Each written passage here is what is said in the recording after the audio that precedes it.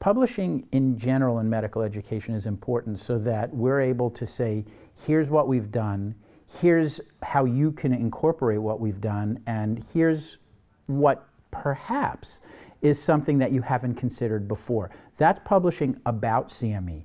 But in CME, we should also consider publishing the patient-level outcomes and performance-level outcomes of our learners.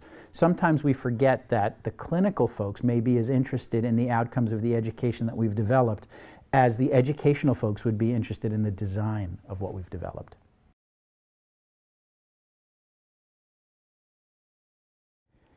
I think the biggest challenge is that there's not enough publishing in CME in general. There's not enough showcasing of what's being done. There's not enough talking about what the best practices are, how we can do it. There's few places to publish, and even fewer folks who are deciding that what they're doing is worthy of publishing.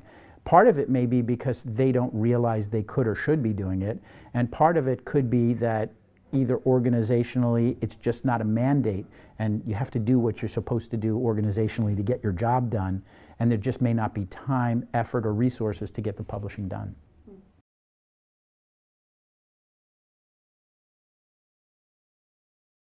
From recommendations, there's a few things to consider. It's, do you have a story that's worth telling?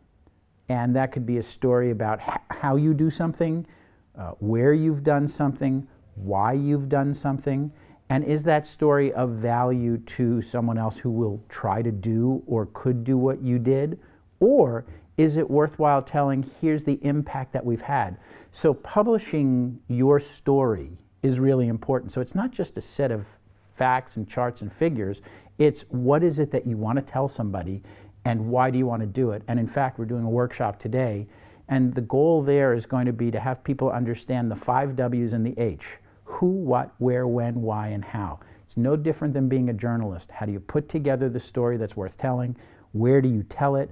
Why are you telling it? Who should you be telling it to? When do you want to tell it? The last part, how do you write it? That comes at the end.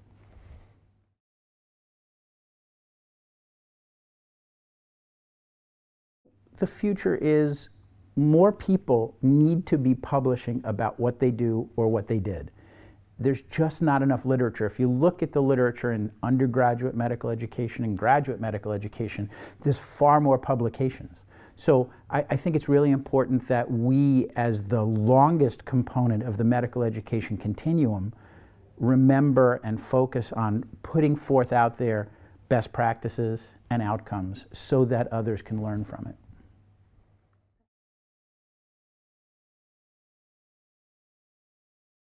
What's interesting about the conference this year, and I'm lucky and blessed to have been part of all 11 of them, is that the representation from different stakeholder groups continues to grow. So there's a lot more specialty society folks here than have been in any prior year.